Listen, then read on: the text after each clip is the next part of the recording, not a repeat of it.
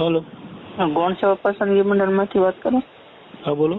સાહેબ આપણે આ ફોરેસ્ટના આપણે કટ ઓફ માર્ક ક્યારે મેકાશે? હા, આ ફોરેસ્ટ ગાર્ડના આપણે કટ ઓફના માર્ક ક્યારે મેકાશે એમ વેબસાઇટ ઉપર? ભાઈ મૂકી દે, જોઈ લે. એટલે એ તો જોઈ કટ ઓફ માર્ક સાહેબ આપણે જે ફોર્મ જિલ્લા વાઇઝ મુકાણા છે ને, આપણે ખુદના માર્કની વાત કરું છું.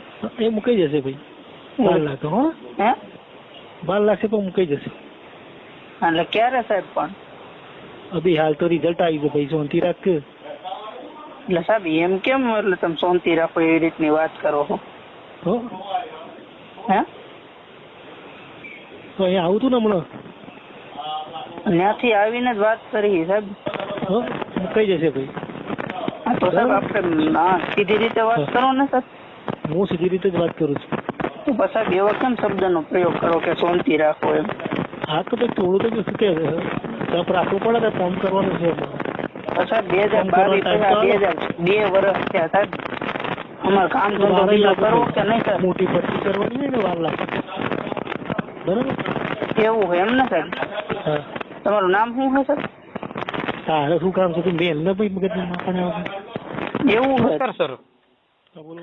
સાહેબ આપણે ગૌણ સેવા પસંદગી મંડળનું અત્યારે જે આપ ફોરેસ્ટ ગાર્ડનું રિઝલ્ટ જાહેર કર્યું છે સાહેબ, તો એમાં નામ આવ્યું હોય તો સાહેબ અમને કઈ રીતે ખબર પડે કે અમારી નામની આગળ કેટલા છે ને અમારા નામની પાછળ કેટલા છે સાહેબ? એ તો કટઅપ વાળું માર્ક્સ મુકાશે ને 2 દિવસમાં, એટલે તમને ખબર પડી જશે. એટલે 2 દિવસમાં માર્ક્સ મુકાશે એટલે ખબર પડે સાહેબ.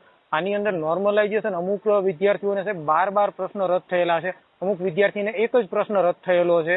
જે અમુક પ્રશ્નો સાચા ગ્રંથ નિર્માણ બોર્ડમાં આપેલા છે સાહેબ, પુસ્તકના જવાબ એ પણ સાચા નથી આપવામાં આવેલા. તો સાહેબ અમે અહીં 2 વર્ષથી ગાંધીનગરમાં મહેનત કરીએ તો સર અમે શું કરીએ એના માટે?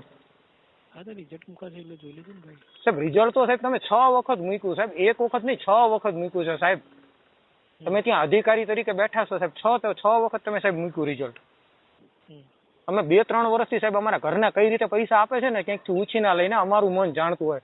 હવે 6 વખત તમે રિઝલ્ટ મૂકો છો, એની અંદર કોઈના માર્ક્સ જ નથી હોતા, તો આવી રીતના આ ભૂતિયા નામ ક્યાંથી આવી ગયા છે સાહેબ આટલા બધા અંદર?